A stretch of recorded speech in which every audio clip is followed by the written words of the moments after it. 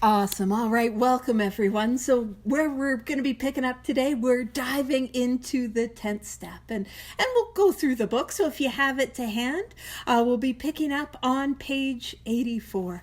And the 10th step, I'll give y'all a moment. The 10th step is just, it's so exciting because the 10th step is a synthesis. Man, I really started with that word and we saw me stumble halfway through. But it is a collection of really the work that we've done in 4 through 9. And so as we dive in on page 84, second full paragraph, this thought brings us to step 10. It's like this thought, wait, what's the thought? And I know it's me, and we're surprised I have those. No, I'm just kidding. What's the thought? So it is the thought that those 9th step promises come true. That is the thought. And we end on the 9th step with this promise and a series of promises. And it emphasized that these promises come true, caveat, if I do the work. So if I go out and make these amends, I will get the result. So that thought of living in those 9th step promises, that brings us to step 10, which suggests, and I will point out, absolutely 100% a suggestion. No one is going to make you do a 10th step. You know how I know? I've worked with enough sponsees. If they don't want to do it, they're not going to do it. But there's only 2 things that will make me live in the 10th step. And the first thing is pain, obviously. And the second is a desire to continue to grow and to seek. And when I start this process, it's usually because everything hurts and I'd like it to stop. And so I'm gonna 10th step. But it's also because I want to grow and I want to seek more and I want to deepen that spiritual experience. So it says, which suggests we continue to take personal inventory. Wait a minute, when did I learn how to do that? Step 4. I learned how to do that in the 4th step, baby. And then what I learned what to do with it in step 5, 6, and 7. So we're seeing that first part of the suggestion is 4 through 7. And then it says, and continue to set right any new mistakes as we go along. Okay, first off, I'll say it's rude to assume that I will have new mistakes. I have a plethora. I'm surprised I didn't trip in the midway of that word. A plethora of mistakes. That's how I live my life. But where did I learn how to set right my mistakes? Well, I learned that in 8 and 9. So again, what we're seeing, and keep in mind, it says continue to take inventory, continue to set right. So it is a continuation of this process. So it says we vigorously commence this way of living. I will point out way of life, way of living. This is how we move, and we get to live in the steps of 10, 11, and 12. Not that sometimes life doesn't hit and we got to do a big 4 through 9. That's okay. But what I'm saying is man, we get to live here. And it is a way of life. But when it says we vigorously commence, the word commenced is to begin. Oh man, we vigorously started? And and the vigorous, I want to speak about vigorous, is that idea that 4 through 9, I meant to be moving through those quickly and thoroughly. So I can build that momentum. That's what we're talking about, quickly and thoroughly. So we vigorously commenced this way of living as we cleaned up the past. So the steps that we learned, the actions that we learned, the process that we learned in 4 through 9, we're going to be continuing that in the here and now and continuing that in the present. It then says we have entered the world of the Spirit. And that was the whole point of 4 through 9. To bring about that spiritual awakening. World of the Spirit, 4th dimension, psychic change. That's what we're talking about. Being able to show up to the world in a different way. Being able to see the world in a different way. That's what we're experiencing. And it says our next function, a function, That's either sounds like a party or a job. What's it going to be? Both. It's going to be both. Actually, to be fair, it's going to feel like a job until it feels like a party. Don't worry about it. But our next function is to grow. And I really emphasize this. Spiritual growth is the name of the game. That's what I'm trying to do. I am trying to grow spiritually. Our next function is to grow in understanding and effectiveness. Understanding of what? And effectiveness in, what are we talking about? We're talking about God's will for my life. Higher power, the creator, the spirit of the universe. That's what I'm trying to grow in. And it's like, wait a minute. When did I decide I was going to be doing that? Step 3, if you're wondering, this is a very subtle callback to that third step decision we made. Oh man. And keep in mind, I thought I was not supposed to make any big decisions in the first year. That was a pretty big one. So it goes on to say, and I should always make this joke, man, I really hope it's an overnight matter. You know what I mean? I hope I can get through this quickly. Oh, this is not an overnight matter. I hope it's not going to continue long. It should continue for our lifetime.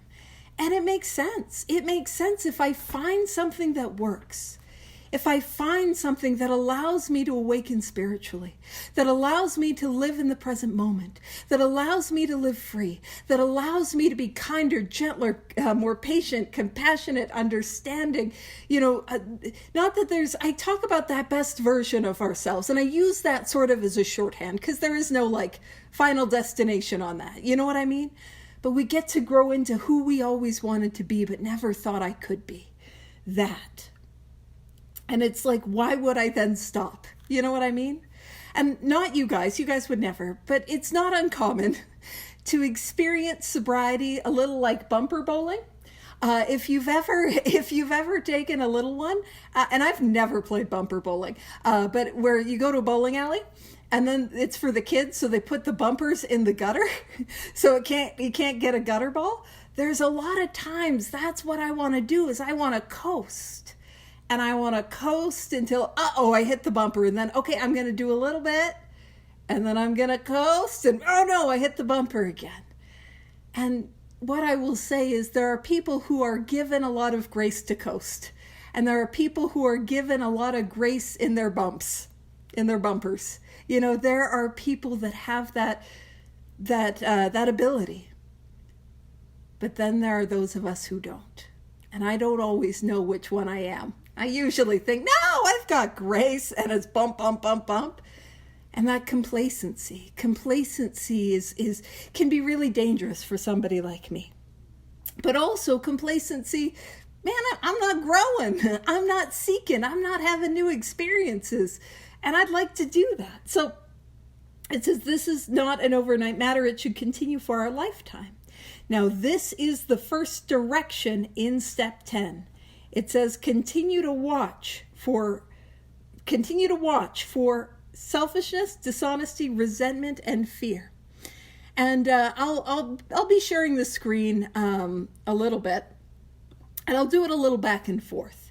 And ultimately, the 10th step, I'm going to label, and we're going to explore each and every one of these. But the 10th step is giving me 5 directions. It's going to ask me to watch. It's going to ask me to pray. It's going to ask me to discuss. It'll ask me to make amends, rude, and then turn my thoughts to someone I can help. So watch, pray, discuss, amend, turn. And there are people that have acronyms for that, and it just has not worked in my brain for acronyms. But let's talk for a moment about that first direction, which is to watch. So when we talk about watching, I will let you know, and for those that know me, that this is not in any way a surprise. I struggle with attention. It is deficit and hyperactive. Get what I'm saying? I am all over the place. And so that direction, by the way, I also struggle. You know that thing inside your body that tells you when you're thirsty and need to go to the bathroom? I don't really have that either. So when I tell you watch was the most difficult direction, it really was for me. Because I didn't know. And I still sometimes, even today, especially today, have a delayed response to things. So I'll be trucking along and I'll be like, wait a minute. Wait, I think that person was being mean to me. I don't always process it right away. So I want to share with you what I have found to be the most helpful in the direction of watch. And when we talk about this direction, we're going to see, and I'll bounce us around just a little bit, the interplay between the 10th step and the 11th step. And for me, it wasn't until I was able to cultivate a daily meditation practice that I was able to get some of that separation. What I mean by that is, I would wake up and what would be on me is I'm a piece of garbage. And it would just be on me. And I am a piece of garbage. And then as I began to really dive into this work, there would be some separation. As I was cultivating that daily meditative practice, there would be some separation. And what would happen would be, I'm a piece of garbage, and it would be floating by, and I would be like, would you look at that, And after a while, it was like, I'm a piece of garbage. Whoa, that's weird. I don't get that a whole lot. And so my big thing, what allowed somebody like me to really be able to watch was to cultivate a daily meditative practice. That made so much of a difference. But unfortunately, I have to do it consistently. I have to do it daily to get the benefits, that's just how my little brain works. And so, but here's the thing. Alcoholics Anonymous is not asking for perfection. We know that to be true because why else would we have a 10th step? Y'all know what I'm saying? If I was perfect, here I am, as pure as the driven snow, which we're supposed to be getting a little bit of it on the weekend. I know. I know. Oh, I'm sorry, Liz. I know better than to say the S word, especially before May long. We know. Yeah. But that idea that I'm not meant to be perfect, I will make mistakes. And these 12 steps allow me the grace to make mistakes, allow me the grace to be imperfect, the grace to be human, the grace to be, in my case, deeply flawed and frequently wrong, the grace to live in that sort of way. And so here's what I want you to know, because I am somebody who missed a lot with watch and still can miss a lot with watch. What are we watching for? We're watching for selfishness, dishonesty, resentment, and fear.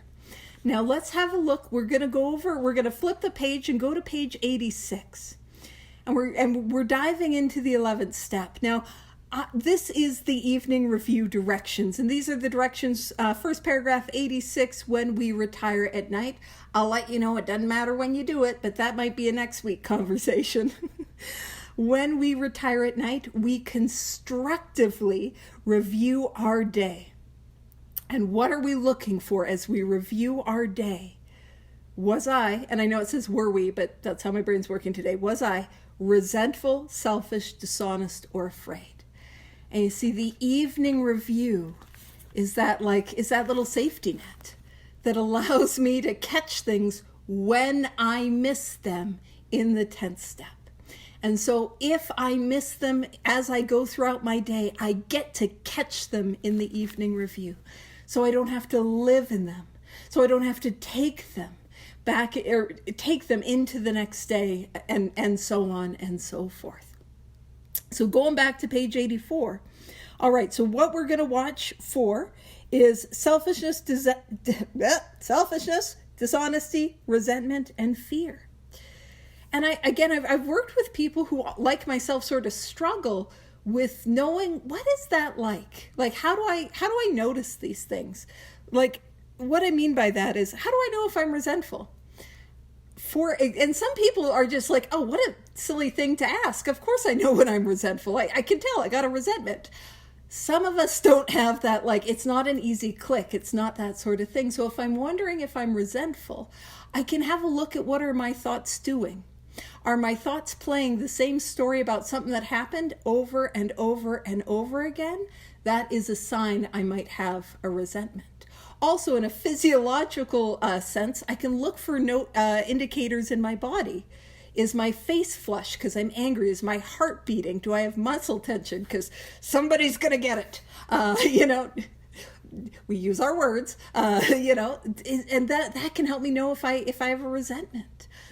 If I was dishonest, a good way to tell is when I have that feeling right after, like the little twisty, A way to tell if I'm afraid is if I want to look at my thoughts. Where are my thoughts? Are they in the future? Playing out scenarios over and over again. I can also feel for fear in my body. Do I have similar, maybe a racing heart, maybe an upset stomach, maybe tension in my shoulders? What's my breathing doing? So I'm just pointing that out as not as, okay, I've got to watch my thoughts and my body at all times. I'm not trying to say that, but I'm offering these little tips for people that might not know if they're resentful, selfish, dishonest, or afraid, just to kind of help with that. Because I've worked with some people where that's been helpful. So I'm just pointing that out. And if you're like, I don't need that information, don't use it. Don't worry about it. All right. So continue. And by the way, with selfishness, it's usually when I'm coming from that place of scarcity, or it's like all about me and all I'm thinking about is me. Anywho, so that's direction number 1. Direction number 2, when these crop up? What do you mean these will crop up? Not an if. All right, when these crop up, we ask God at once to remove them. And so what I'm going to do is I'm going to share the screen, and I'll point out direction number 2, which is to pray. Because when in this book, when it says we ask, what that is a prayer. So when they pop up, we ask God to remove them. And this is where there's a beautiful interplay between the 10th step and the 7th step. You see, that 7th step, I'm asking for my defects of character to be removed. And my willingness grows as I practice the 10th step. Because guess what? I'm human, and I'm going to continue to have these things. So as soon as I am aware of it, the next direction I need to do is to pray, to ask for it to be removed, or to ask to be moved into the opposite direction, or whatever it is. And then, what is our 3rd direction? It says, we discuss them with someone immediately. And I want to point out the timeline. It's like at once, immediately. So I take it to somebody, I discuss it immediately. So I want to deal with it as quickly as I possibly can. Why? Because why would I want to sit in it? You know what I mean? Let's not sit in that. Let's get some freedom. And so when it says we discuss them with someone immediately, I'm back and forth. We're up on the screen share again. Pew! Discuss them with someone immediately. Now, what I've found to be really helpful, actually, before I do that, I know there's a lot of, but do I have to do that every single time? I often get a lot of questions about I'm just going to be on the phone 24/7 if I'm doing it like this. Let me tell you what my lived experience is. My lived experience is if I watch for it and I see it pop up and I say a prayer, and then I get distracted by something else, it's usually an indication it's been removed.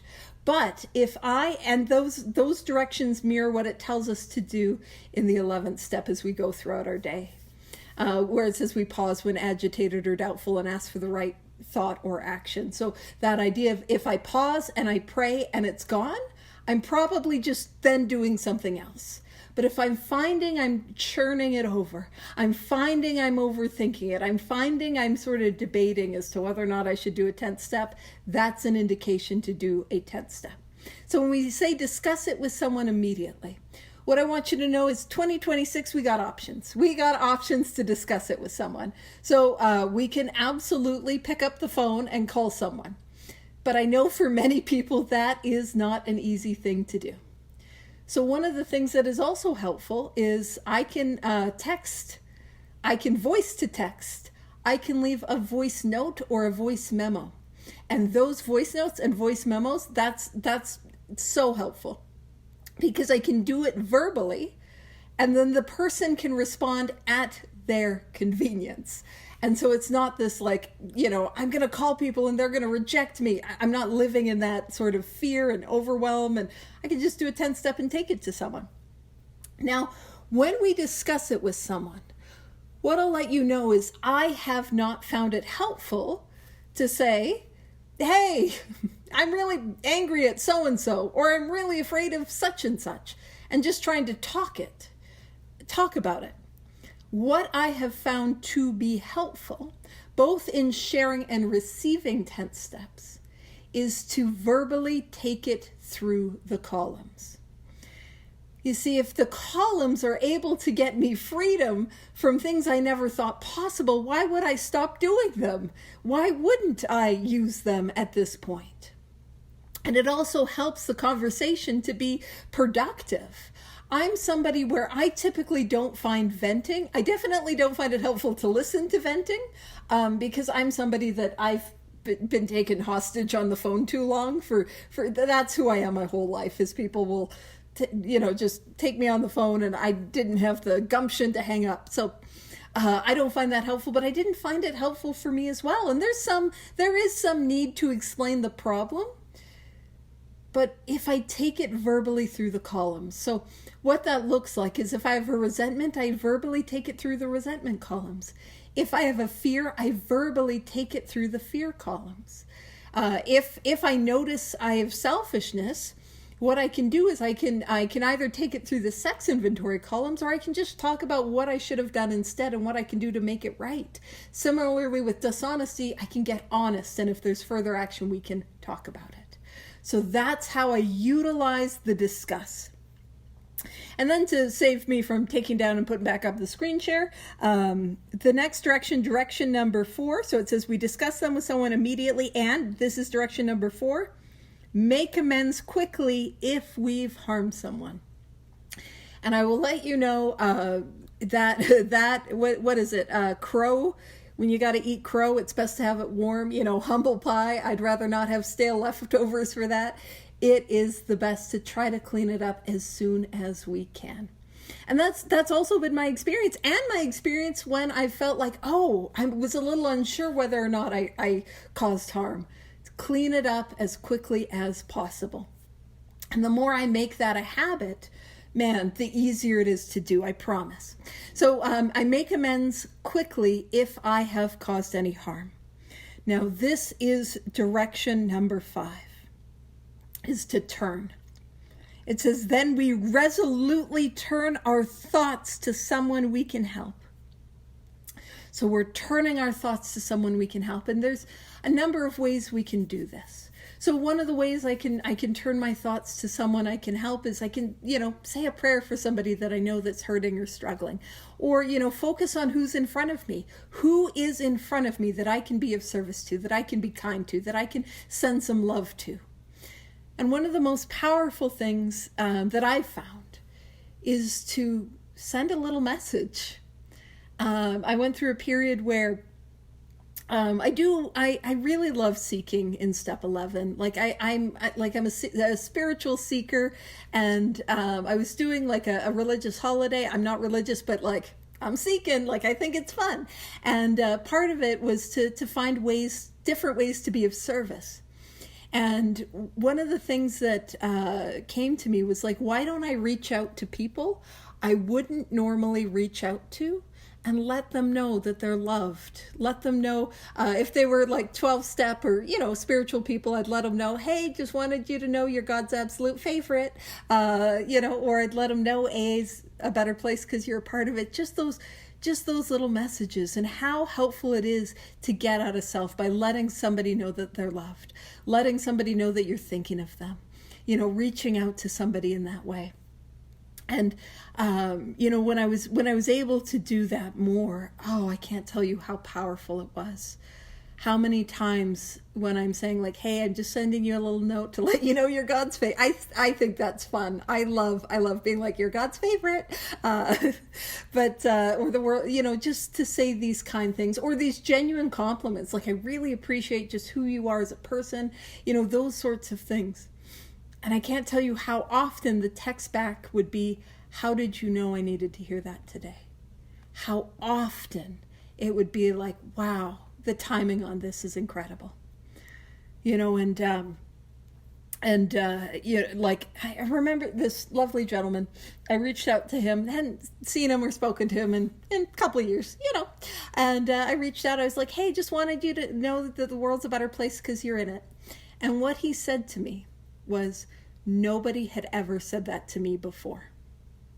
And so for me, this has been a really powerful way to turn my thoughts to someone that I can help. And so those are the mechanics of the 10th step. Life will continue to happen. And unfortunately, I am not a robot, so I will continue to have feelings and stuff and like human responses to things, which is not cool. I don't want those. But I'll continue to have those. And I get to continue to practice this way of life. And I get to continue to practice this step. And when I miss and when I mess up, guess what? I'll catch it in the evening review. It goes on to say, love and tolerance of others is our code. And I did a big book bounce around a little while ago on the topic of love and tolerance and how we see it as a thread throughout the book. And it's just a beautiful thing. Love and tolerance of others is our code. And Lynn's here, and she's a big of others, love and tolerance of others. We got to focus on others. So I want to make sure I got that for her. But here's what I know to be true. If I'm showing up with love and tolerance of others, I become more loving and tolerant of myself. I know that is not everybody's experience. I know that there's a lot of, but I hated myself. Like I hated myself with a vitriol that is unparalleled. Like I hated myself. And it wasn't until I started being more loving to you that I was able to get some of that in return. And that's just that's how it's gone for me. And one of the things I want to point out is the order. It is love and tolerance. And I think that order is important. Not like, but oftentimes what I'm trying to bring to a situation is tolerance. I will tolerate you, which, you know, what they don't have in a Hallmark romance is, oh, sweetie, I have fallen madly in tolerance of you. That's not kind of it. So it's really hard to start with tolerance and build to love, or at least that's what I found. And so what I've found is I've got to lead with love and the tolerance will follow. And I'm human and I'm flawed and I'm, but what does that look like? To lead with love. Because what I get to do is I get to kind of clear that channel. Lord, make me a channel of thy peace.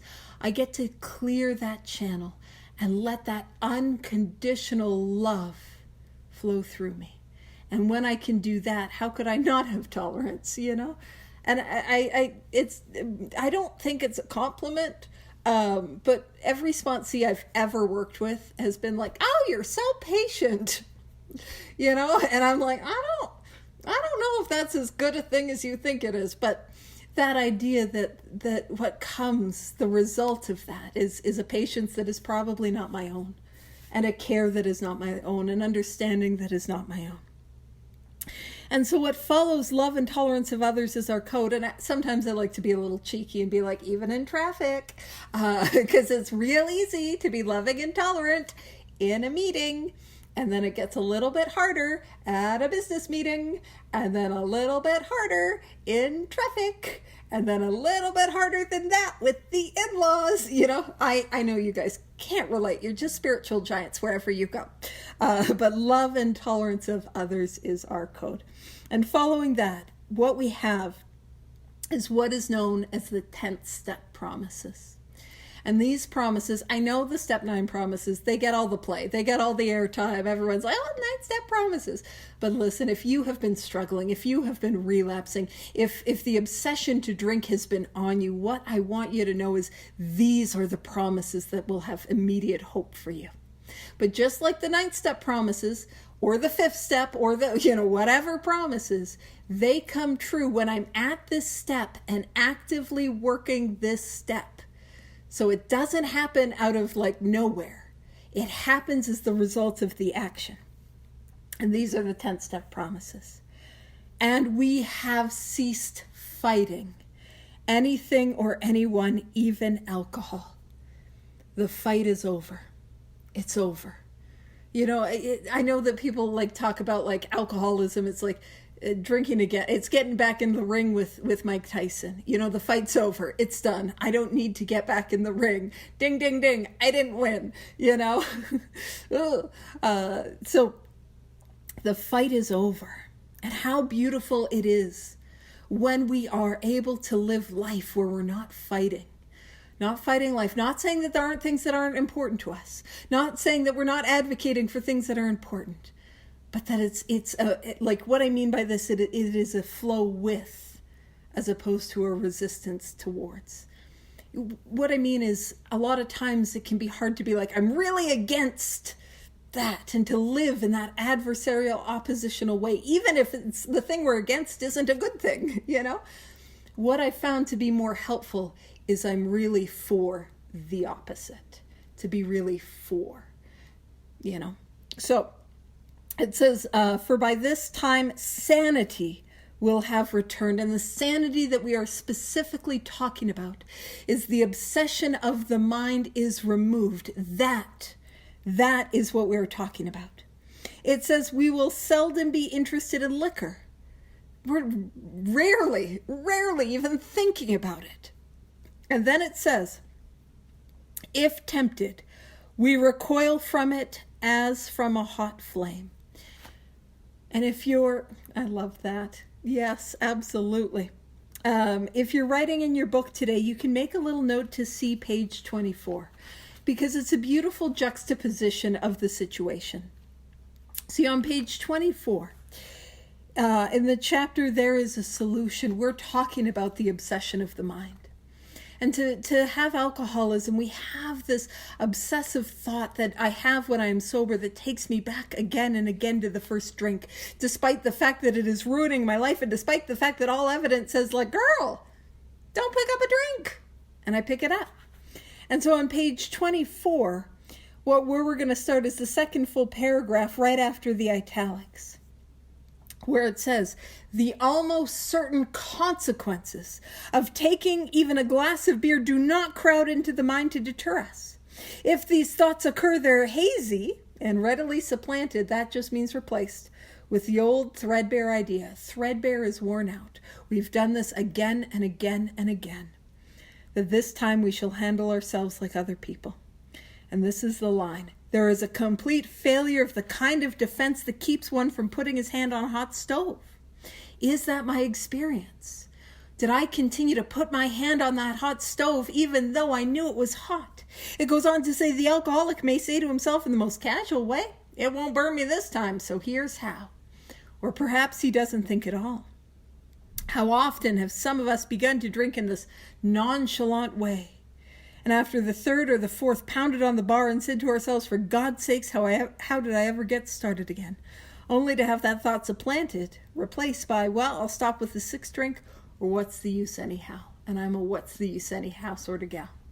And so what it's saying is, on page 24, I can't stop myself from touching that stove. I think, the stove was hot in Calgary, but it's going to be different in different parts of the world. And I think, my problem was electric stoves, but I think I can touch gas stoves.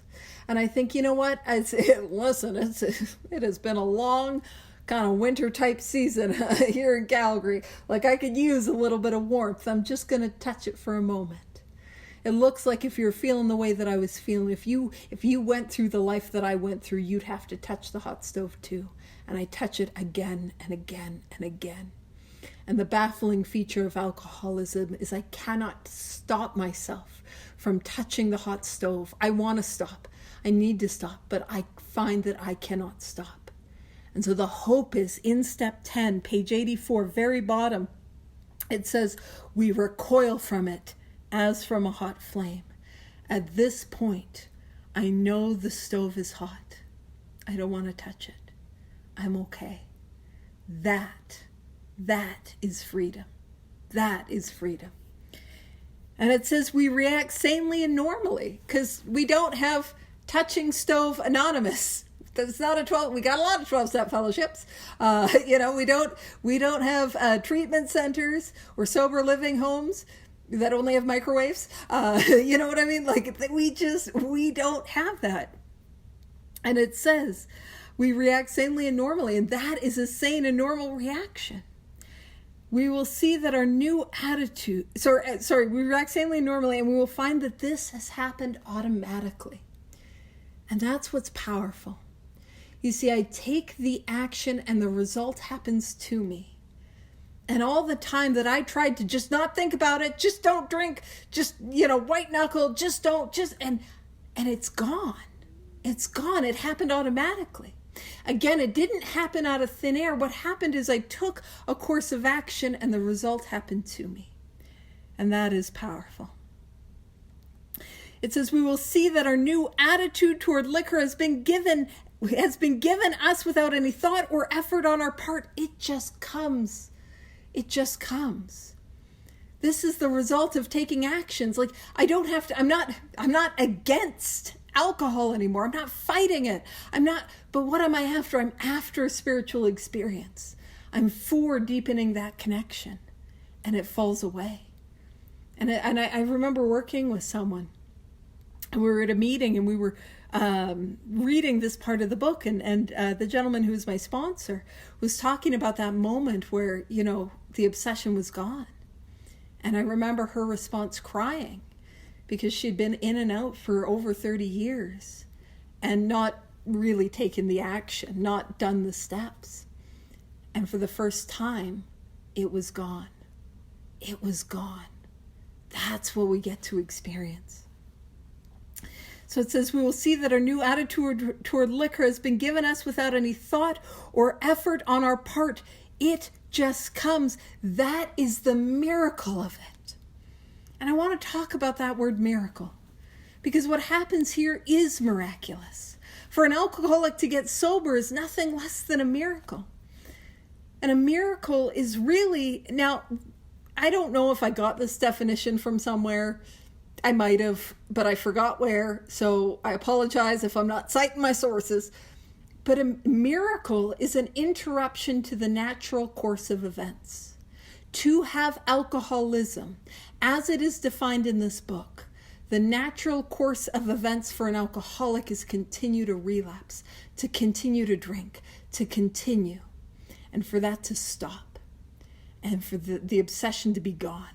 That is miraculous. That goes against the nature of what this illness is and how it's defined. And how, not just how it's defined, but again, we can hold that definition up to our lived experience. Is this what was happening within me? Is this what my life was experiencing? So it says that is the miracle of it. We are not fighting it, neither are we avoiding temptation. So it's not a fight. It's not one day at a time. I'm just going to get through and I'm not going to drink. And after 40 years, maybe it'll be easier. Oh, no. Nor are we like, I don't see it, I don't see it, I don't see it, I don't see it. I don't see it, I don't see it. Like we're not living that at all. We get to live in a position where we're free.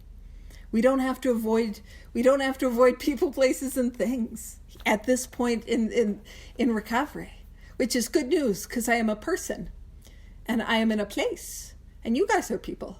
And there's things around, if I had to avoid those, I don't know where I'd be, So we get to be a part of the world. We get to show up to life. And it says we feel as though we've been placed in a position of neutrality, safe and protected. Now this is where I want to have another callback to, callback to the third step. See, in the third step, I'm making a decision. I'm making a decision to turn my will and my life over to the care of God as I understand God. And it is simply a decision. How my will and my life gets turned over is in the process of 4 through 9. That's how that happens. And that process in 10, 11, and 12, that continues. And I get to continue to live in that way. But at the third step, let's be real.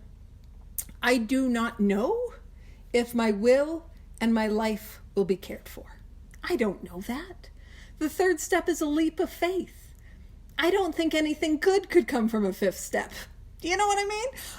At step 3, I don't think there's any need for any sort of amends, even though I also desperately in my heart know, like, yeah, but actually I probably, yeah, you know what I mean?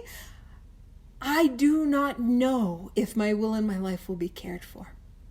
And here what we are seeing, what we are reading, is evidence of God's care for us in our life. Irrefutable evidence of God's care. And I talk about this in the sense that, I know a lot of people come with old ideas of God, painful ideas of God, traumatic ideas of God that we bring to Alcoholics Anonymous. And this idea that the God that we get to experience here, and when I say God, again, I'm talking about the power behind the title, the experience behind the title. That word God, simply a title. Call it literally whatever you want. But when I'm talking about that, what I know to be true is the God that we get to experience is one of unconditional love. That is what we get to experience. Not just think that would be nice, but we get to experience. And I know this because when I see the promises, all of them, and there's so many, and there's sneaky ones, and I love the sneaky ones, but they're laid out all over this book, these promises. And those promises are evidence of God's care. Because I do believe every human being deserves kindness and care and compassion and understanding. Like that is like a core value that I have. Every human being, regardless of, how they're living, what they're doing. But I didn't feel like I deserved any of that sort of stuff. I didn't feel like I deserved any promises that we could be reading about. Happy, joyous, and free. Free of losing interest in selfish things, a change in my attitude, my outlook, fear falling away from me. I didn't think I deserved any of that, It's a good thing this isn't about deserving it, because we all get it. That's the deserving game. That's over, doesn't matter. And so this idea that every time I see a promise, what it truly is evidence of God's care for me. But deeper than that. And I don't want to say more important, but really deeper than that. Anytime I experience a promise, as it is outlined in this book, that is irrefutable evidence of God's care. That is irrefutable evidence. To be in a position of neutrality, to be in a position where I am safe and protected, where I have not even sworn off, that is care. And so if we are at the precipice of the third step, or if we're afraid of some of these steps and we're sitting on them, what I want you to know is on the other side of the spiritual action that I am afraid to take is a God that is unconditionally loving, a power that is unconditionally loving, that you get to experience. And it goes on. So position and neutrality, safe and protected. We have not even sworn off. Instead, the problem has been removed. It has been taken from me. It does not exist for us. It's gone. It's not just, I do one day at a time. No, it's gone. It's freedom. That's what we get to experience. And it says we're neither cocky nor are we afraid. We're not trembling out of fear, and we're not like, I always think of Bart Simpson, that episode where he found out he was going to get a sister, like they did a flashback, and he was having a hard time with that, and he grabs the pots and pans, and he's hitting them, and he's like, I am so great. Everybody loves me. I am so great. Which, for those of you who have been pregnant and, in the last trimester, probably not loving the pots and pans, but we're not cocky. It's not like, no. We're hopefully at this point, we're rooting into a deeper humility, a deeper understanding of this love, this grace that I didn't deserve, that I didn't earn, that I took a series of actions that I did not think would help and have changed how I show up to life. So it says, we are neither cocky nor are we afraid. And for me, this is important. That is our experience. This isn't a theory. It is our lived experience. It's not, well, that would be nice to be on a Hallmark card. I don't know why Hallmark seems to be the word of the day, but oh, no, that is what we get to experience. That's how we get to live. And when it says, that is how we react so long as we keep in fit spiritual condition. So those are the terms and conditions for the 10-step promises. That I be at step 10, actively practicing the 10th step to the best of my ability. I will be human. I will make mistakes. I will get it wrong. But at step 10, actively practicing step 10 and willing to continue to grow spiritually. That is how we react. Not a theory, not a maybe, not wouldn't that be nice. That is our lived experience. I talk a lot about how this is a book of mirrors. And I want to hold this book up to the light of my experience. Is this me? Is this me? And am I doing this? So I can hold it up with, am I getting these results? Because these are the results that are available. But what is asked of me? I've got to do the work, and I can hold that lens up to that as well. I hold up the lens to diagnose myself. Nobody here is going to tell you, yes, you're an alcoholic, you have to. No, we get to decide for ourselves. We have the freedom to choose. I like to joke the 12 steps are consensual. They are. No one's going to make you do it. And I'm always here for the enthusiastic consent. Like, yeah, let's do it. But you get to decide. And then we get to hold it up and see, is this me? Am I doing this? And am I getting these results? And I'll tell you, my experience is that it truly is a book of mirrors. It is reflecting back to me when I'm doing what is outlined in this book. The book is not the solution. It's not the treasure, but it is the map, and it's pointing to that experience. So that is how we react so long as we keep in fit spiritual condition. It then goes on to say, it is easy to let up on the spiritual program of action and rest on our laurels. It is easy, and it's common, and it happens. And oftentimes we do that like bumper ball, where I'm bouncing from one crisis to another and doing just enough to sort of get by, but not to really dive in and clear it away. And again, there are people with high pain tolerances that can get away with it for quite a while. And then there are those with lower pain tolerances that don't have that luxury of getting away with it.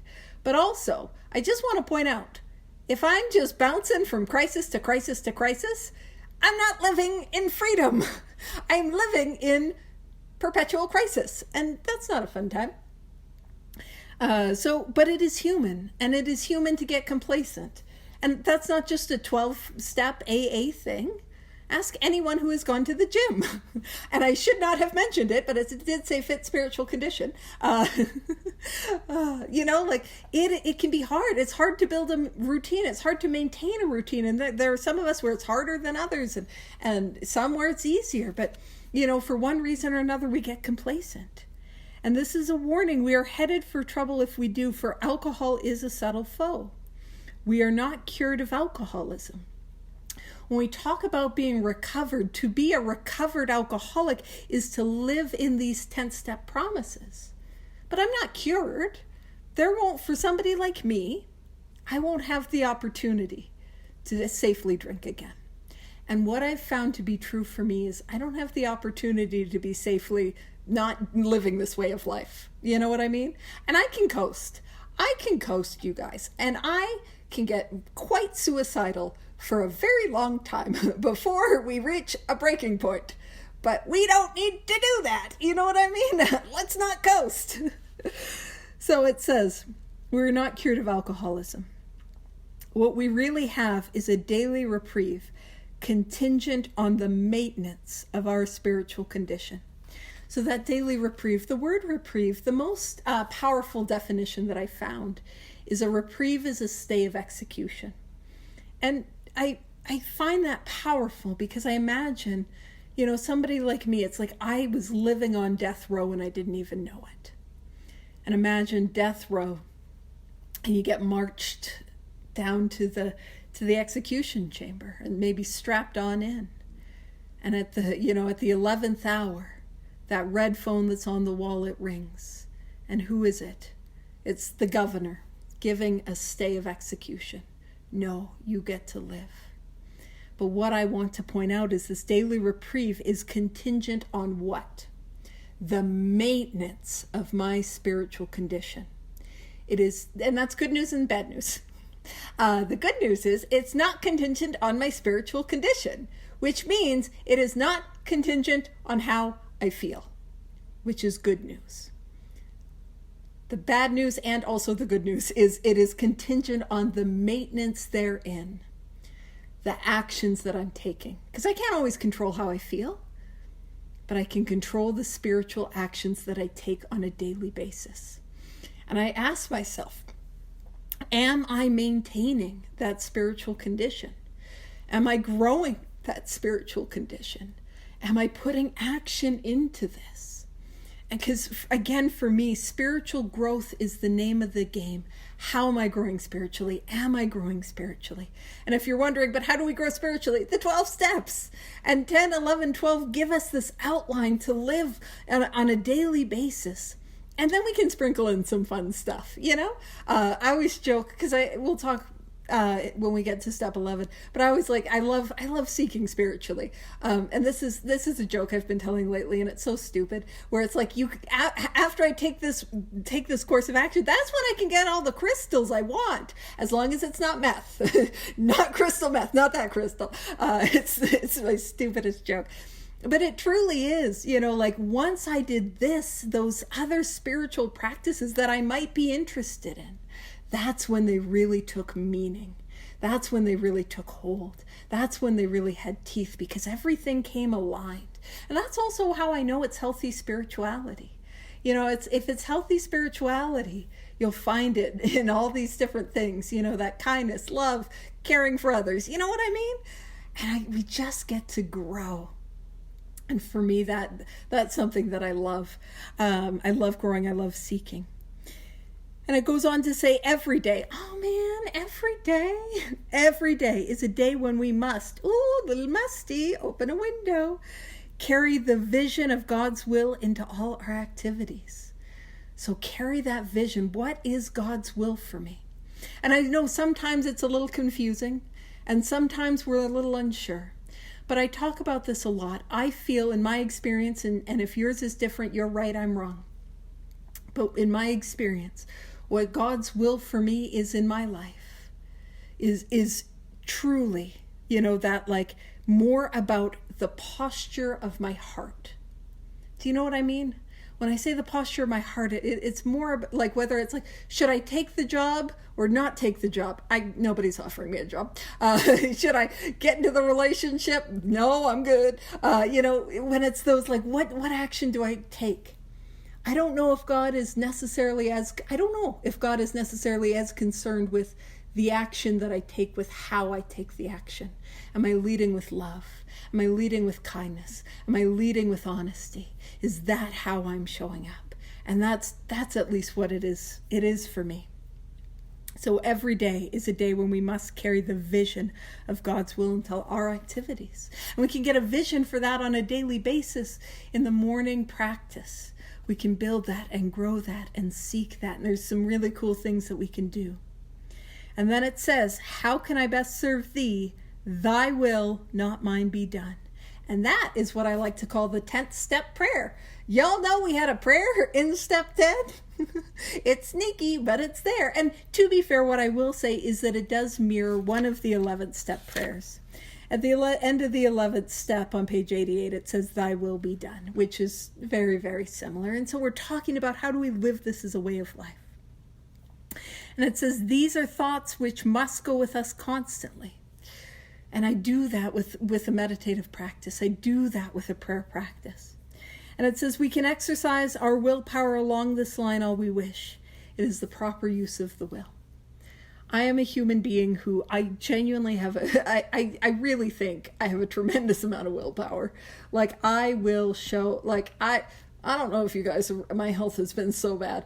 I have been showing up, and that takes a tremendous amount of willpower.